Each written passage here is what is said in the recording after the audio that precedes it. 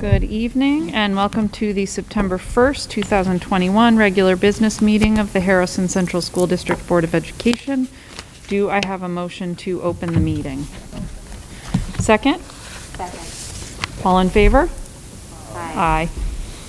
Aye. Michelle, would you do a roll call, please? Here. Here.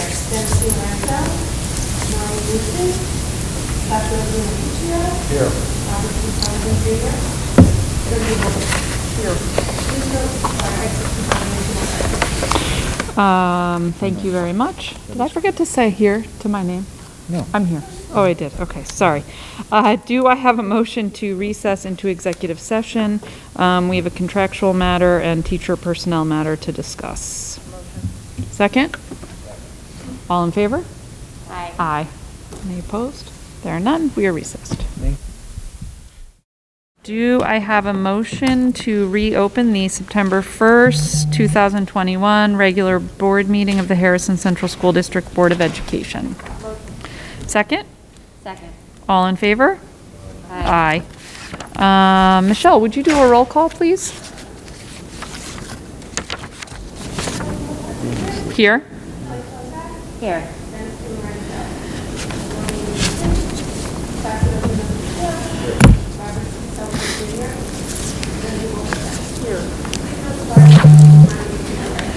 Thank you very much. Please rise for the Pledge of Allegiance. I pledge allegiance to the flag of the United States of America and to the republic for which it stands, one nation, under God, indivisible, with liberty and justice for all. Thank you very much. We have one set of minutes to accept. Those are the minutes from the August 25th, 2021 meeting. Do I have a motion to accept the minutes? Second? Questions or comments? All in favor? Aye. Any opposed? There are none. This is now the opportunity for public participation. If anyone would like to address the board, please approach the microphone, identify yourself by name, and if you have anything to ask or comment, please do so.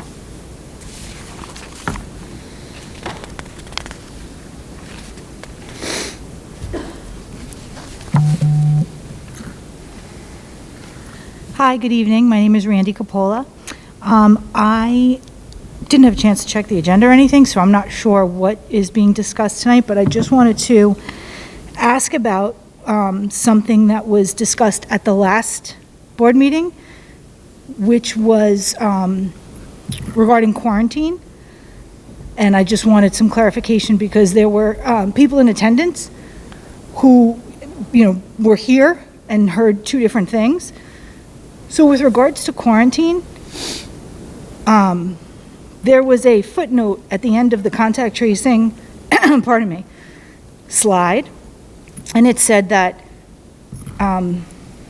exception, I think it was exception, the CDC now says if everybody is masked and someone tests positive, it's only the positive person who has to quarantine, and I wanted to confirm that that was the case, regardless of vaccination status. You're shaking? No, yes, I'll that answer we the will whole address, thing. yeah. There's one other piece, but basically, yes. Okay, But yeah, We'll we're go going to over the touch whole on thing. that. We'll go over the whole thing. okay. Only because there was just a little bit of confusion with regards to what was written and then things that were said. So if we could get clarification on that, that'd be great. Thank Thank you. you very much. Thanks.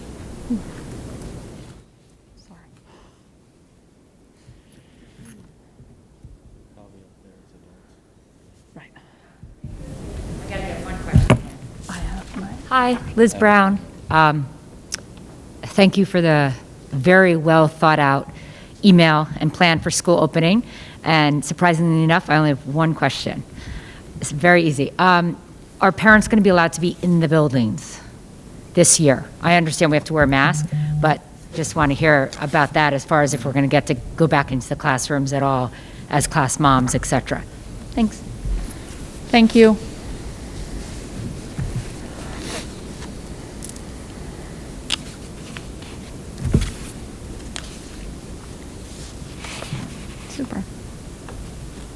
Okay, thank you very much.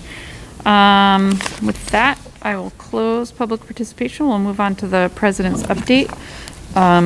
We were just recently here, so there isn't too much to update. I do want to thank members of the community, particularly parents who received Dr. Wool's email last week and read through the reopening plan. I know I and other members of the board received emails and phone calls, and we're happy to talk to people and share information. And we know that the PTAs have also been engaged with their communities, so thank you to them.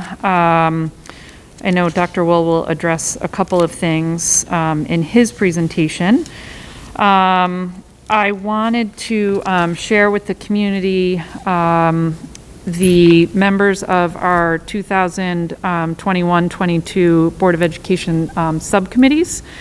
The audit committee committee members will be Rob Sullivan, Dennis DiLorenzo, and Dino Puccio. Rob Sullivan will be chairing that committee. The budget committee will consist of Lindy Wolverton, Dennis DiLorenzo, and Kelly Kozak, and Lindy Wolverton will be chairing that. The Board of Education representatives to the Citizens Budget Advisory Committee will be Kelly Kozak, Dino Puccio, and Lindy Wolverton. The Facilities Committee will consist of Lindy Wolverton, Rob Sullivan, and Noreen Lucy, and Lindy Wolverton will chair that committee. And the Policy Committee will consist of Noreen Lucy, Kelly Kozak, and Kelly Mangan, and that will be chaired by Noreen Lucy. And information about the committee membership and further information about them will be on the district website. So thank you to all of the members of the Board of Education who, in addition to the time they spend here Wednesday nights, spend significant amounts of time. And over the course of the next 2 days, they will be supporting members of the administrative team as we have our superintendent conference days to open school. As we welcome teachers, well, first and second year teachers have been in the building for 4 days, but all of our faculty and staff and administrators will be here over the next 2 days to prepare for everyone's children to come back in a week from tomorrow, which is very exciting. I also wanted to remind the community, and this has gone out by email, it's gone out by text, and we will be sending reminders. But we are excited that we will be able to offer a vaccine clinic to students and faculty, as well as family members of students. So parents, siblings, they can please come. The clinic for first shots will be September 10th from 2:30 to 5:30 here at LMK. You can sign up on the district website, and we will be pushing out additional information. And we're really encouraging people to participate in that. We know that the more people who are vaccinated in our community, the more likely we are to achieve the goals that we have set out for ourselves, which is to keep kids in school all day, every day this school year. So please do, if you are eligible, please get vaccinated. And at the vaccination, you'll then get your appointment for your second shot 3 weeks later. So thank you also to Dr. Ladwig for all the work that he's been doing to organize that and all other things COVID. I would go through sort of the list, typically the list of upcoming events, but they are just far too numerous for us to mention on a day when there are tornado warnings. So I would encourage everyone to go to the district website. The district calendar is up with PTA meetings and back to school nights and athletic meetings and all of that. So I encourage people to do that. Dr. Will, I know we'll touch on this. Our expectation is that most things will be in person. Things may change, obviously, depending on how the world changes. But please do follow up and keep in touch with your school building for further information on those. So as I said, please do check the district website. And as everyone knows, our first day of school, back to school, will be September 9th. So it will be really wonderful to have all of the children back in school. So with that, I will pass it on to you, Dr. Wall. Thank you, Madam President. Let me start by addressing 2 questions. Brian, if I don't get this exactly right, make sure you stand ready. But the example I gave for quarantining, the standard applies to all children in the school district, according to CDC, even if we're sitting right next to each other, and Kelly's infected and I'm not, and we're 3 feet apart for the entire period or even the entire day, as long as we're both appropriately masked, the only person quarantined is the sick individual, not the healthy individual. The one exception to that rule, which may have been confusing to you, is that rule does not apply to unvaccinated adults. In order for the adult to be able to not be quarantined, they have to be masked and they have to be vaccinated. Hope that clarifies that question. So we anticipate far fewer needs to contact trace children or to quarantine. At least that is our hope at this time. Second question is, we're going to try very hard to have parents back in the building. We're also, I'm looking at Dr. Mulhall because we're dealing with a lot of ambiguity. So our goal is, for example, fine and performing arts. Many of the fine and performing arts are classified, just like athletics, as high-risk activities. The rule for high-risk activities, this is the only place where we've deviated even slightly from CDC, is unless you're quarantined, you're not supposed to participate. Unless you're Vaccinated. Unless you're vaccinated, you're not allowed to participate. We have said you can be vaccinated or you can voluntarily participate in regular testing so we know that you are not infected. So that applies to all high-risk sports, chorus, band, dance, and theater. What we don't know, and there are lots of things we don't know, we would like to see our band, chorus, dance productions, theater productions all live and in person. Depending on what the requirements are for social distancing as the year unfolds, because right now it's still 6 feet in masks for those groups, if they were to do a production, they might need more of the auditorium than we would typically assign to the performance group. If that's the case, we may do multiple performances. We may invite parents of seniors first. We are going to flex in every way possible to make the year as normal for our kids as we possibly can. A couple of other things I'll remind you of that I think are helpful. We're not cohorting outdoors so kids can play with their friends. We're not requiring them to wear masks outdoors. We are requiring common sense. Don't congregate real tight. Try to stay spread out. But we're relying, and by the way, your kids have been amazing. They follow the rules. But we want to give them as much freedom as we think we safely can. Some of the rules don't fully make sense to me, but we're following them anyway because I don't want to put anybody's child in harm's way. And the ultimate goal here is to keep everybody safe, but also to keep school open every day for every child. So we are very optimistic that we can do that. Brian, could you just go up and do a quick commercial on a couple things? I'm very excited to share with our community the vaccine clinic, but also we have another announcement the board's going to act on. All of our labor groups, all 4, have agreed to voluntary vaccination, which is a huge lift for us. We are so excited that we were able to come to that agreement. So unless they have a medical dispensation or a religious belief that would preclude them, pretty soon we're heading toward 100% vaccinated employees, which will further reduce any disruption to your kids. Because in the example I gave you, Randy, if everybody's vaccinated and the teacher's exposed, we don't have to send that teacher out. They're able to stay in school with their kids. So everything we can do to stabilize the environment is what we are doing. And I will share before, you can head up, Brian, before I let Brian talk about this very important clinic, because if you haven't had your first vaccination, we want to encourage families and kids to get in line so we can at least start that process, because that'll protect them earlier in the year. Tomorrow is the day that I typically, and I'm looking at Andy because he's been following me around for 20 years, I would have been making my 20th opening year address. to the entire organization. In Harrison, it's a big deal because we bring our entire learning community together. Everybody's important. But in an abundance of caution, we're not going to do that. We're not going to put 700 employees in the HPAC at the high school. So I will tomorrow be doing 4 individual presentations at all of the elementary schools where all of the faculty, civil service, and custodial staff will be in one place. And we'll do the high school and middle school the following day. I say that to you because I'm trying to send the message. Last year I was only able to do it over video. We're taking a step forward. I'm going to be in all 6 buildings over the 2-day period, meeting with every faculty and every employee. It's not what we would have wanted. We would have loved to bring everybody together, but we're going to start off slow and build.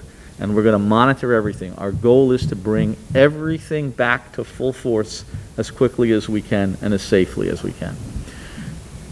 On that note, you also sent out an email today to all parents. There's a lot of important information in there, not just the vaccine. You want to just highlight some of those things? Sure. So in regard to the vaccine clinic, obviously the target is to expand it to include as many family members as well as students and faculty and staff. So I just want to underscore that it really is an opportunity for people that maybe haven't been sure, maybe they were waiting for full FDA approval of the Pfizer vaccine. Now that that's come, and we have lots of evidence throughout the country to support that it's a very safe vaccine and very effective. Sometimes I think people wonder, we hear about cases, people getting COVID after they've been vaccinated.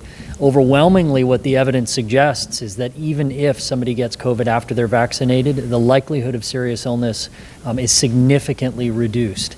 And what we know of the variants right now is that they are among the most virulent versions of this virus. So obviously getting everybody vaccinated is tremendously helpful. A couple of just fine points. So it's eligible for any student that's 12 years of age or older. And as explained in the email that was sent out to parents, for students that are 16 or 17, it will require a parent's signature. For any students that are younger, 15 or younger, 12 to 15, they actually have to have a parent present with them when they get the vaccine. And that's clearly explained as well, so we just want to underscore that. A question that has come up is whether or not people can come and get the booster shot that they've been hearing about. And if people have been following the news on this, the FDA has approved a COVID booster for Pfizer 8 months after the second dose has been administered. However, that's not been made available yet to the public, so it's not available to us, and that's not a part of the clinic that we'll be running on September 10th. So it is for first dose shots, and then the second dose shots follow soon thereafter on October 1st. So again, really encouraging everybody to participate. Brian, would you just remind people too of the importance of letting us know the vaccination status of their children and how they can do that and Yes. why they should do it? Yeah, the Dr. Will's letter that went out to the community included a link to complete a vaccination survey for your child to let us know if your child is vaccinated, and if they're not vaccinated, there's the opportunity to provide the district with consent to have them tested. And I'll provide a very brief overview of how the testing will work this year. It's very different than it was last year, much less invasive, even though last year's Binax Now test, that nasal swab, was not terribly invasive. We have an even better and more reliable system for that this year. So through partnership with the Westchester County and through Mount Sinai Hospital, the district's going to be able to offer saliva-based PCR tests that can be administered at home. We'll be able to provide test kits to families at home. They can have their child just provide a little 2 milliliter sample. It gets put into a box, sent along for evaluation. Within 24 hours, we get a clinically evaluated PCR result, which is the highest standard in terms of the reliability of the data. And we get that data in 24 hours. So that's going to help us not only to increase the number of people that we can test, and our focus is going to be on the unvaccinated individuals in our school community, because people that are vaccinated obviously have a much higher level of protection to the virus. But by testing as many as 20% of our unvaccinated students throughout each week, it's going to give us really good data to monitor for the presence of the virus at the molecular level even before somebody may become symptomatic. So we're excited to roll that out. We're hoping that we'll have that in place by about the 3rd week of September. There's going to be more information that we'll be sending out to parents, obviously, about how that will work, and we'll share some FAQs and some other information about the actual test kit itself. But the collection process will be much less onerous. Parents won't have to drive to school to do it. They can do it at home, send the kit in with their child, and it will get processed within 24 hours. So we're excited about that change. And the last piece, we're seeking this vaccination status because that's how we will identify. Obviously, at the elementary level, it's much easier because nobody's vaccinated. But at the secondary level, we don't want to target students who've been able to get the vaccine. We're going to just focus on those kids that are unvaccinated, and we need your consent, and we need evidence if your child is vaccinated that they are vaccinated so that they don't get put into the pool of kids slated to be tested. And remember, this test now is going to happen in your home. So the privacy really is ever increased. You get a packet, it's got your child's name on it, it's got a code. You do it in your bathroom. You have to do it, I guess, before breakfast, before you brush your teeth. We'll get into all that. You seal it up, you send it back. It goes off to Mount Sinai? Yep, Mount Sinai has a lab that can process up to 100,000 tests per day. So they're equipped for very high volume turnaround. And we will then, you'll get notified if it's negative. You'll also get notified by us if it's positive, right? That's right. So we're continuing to move ahead, and we're hoping for a peaceful opening to school where kids can come back with a smile on their face and have a good time. Thanks, Brian. Let me see, is there anything else? We were just here. I will say I don't at all agree with what some neighboring districts are doing, because I think it puts them at risk of closing their schools more regularly. We will be keeping our kids 6 feet socially distant during lunch when their masks are off, because that's a prolonged period of time and it's indoors. Some districts have interpreted the rules to say when practicable. I don't want to put all these things in place and then have our kids go to lunch and inadvertently end up quarantining 4 or 5 kids at their table. So we're going to maintain the 6 feet, and then when they're outdoors, they can be together, they can take their masks off, and I'm comfortable with that, but I'm just letting you know if you hear that that's going on in other places. Everybody makes their own choice. My choice is to try to keep your kids here every day and safe. Sports are off to a wonderful start. Our tennis courts are slated to be completed sometime the 3rd week of September. The Harrison Avenue elevator is slated to be operational pretty much by the day school opens, which is another very important thing. We continue to finalize the details of how we're going to spend some of our federal money to improve air conditioning and air filtration in all of our buildings. We'll be sharing that with you. Dr. Mulhall and Mr. Greenfield are reviewing the results of our summer program. We've actually, I think you met today with Hanover Research, and they're putting together a more comprehensive study so we can get a sense of how to grow this program over the next 3 to 4 years to make sure that our kids continue to flourish. So, having said that, I'm ready to go home. No, I'm just kidding. Well, and I will just add on the sports front, if you want to see some of our student athletes having a great time and enjoying themselves, I would encourage you to find the Low HUD Instagram. One of Mrs. Coppola's I believe one of her daughters is on our girls tennis team, and the girls tennis team did a takeover of the Low HUD Sports Instagram, and the photos were fantastic, and I believe there was a delicious dinner involved too. So thank you to Mrs. Coppola for that. That was really fun to watch. I love seeing our student athletes enjoying themselves and playing hard. So we'll look forward to seeing how they do this season. With that, we will move on to the personnel agenda. I will take that on consent unless anyone objects. Seeing no objections, item 1, certificated personnel. A, regular appointment, SED clearance received. B, temporary appointment, SED clearance received. C, per diem appointment, SED clearance received. D, change of status. E, extra compensation appointment, SED clearance received. F, request for leave of absence. G, change of status. Roman numeral 2, non-certificated personnel. A, resignation. B, regular appointment, SED clearance received. C, regular appointment, SED clearance submitted. D, temporary appointment, SED clearance received. E, extra compensation appointment, SED clearance received. Roman numeral 3, other. A, temporary appointment. B, acknowledgement of student teacher. Do I have a motion to approve the personnel agenda? Second? Second. Questions or comments? All in favor? Aye. Any opposed? There are none. Moving on to the administrative report, I'll take that on consent unless anyone objects. Seeing none, item 1, acceptance of gift from the Black Bowed Giving Fund on behalf of New York Life and its donors. Item 2, authorization to provide COVID-19 vaccinations. Item 3, authorization of superintendent to enter into side letter agreements with bargaining groups. Item 4, appointment of legal counsel. Item 5, approval of CSE CPSE minutes. Item 6, approval of CSE CPSE recommendations. Do I have a motion to approve the administrative report? Second? Questions or comments?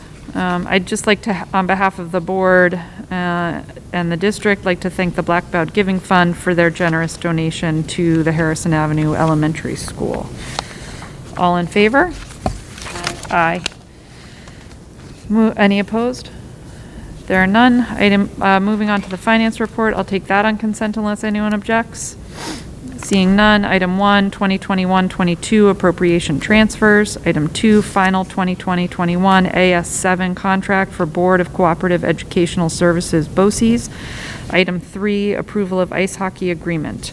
Do I have a motion to approve the finance report? Second? Second. Questions or comments? All in favor? Aye. Aye. Any opposed?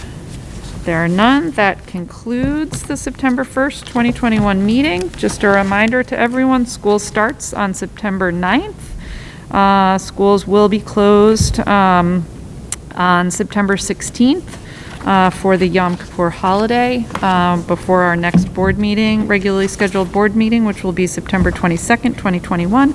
I do want to, on behalf of the board, extend our best wishes to all of those members of our community who will be celebrating the Jewish High Holy Days, and hope that they are safe with their families. Do I have a motion to close the meeting? Second? Second. All in favor? Aye. Any opposed? There are none. Thank you very much. Good luck getting home dry.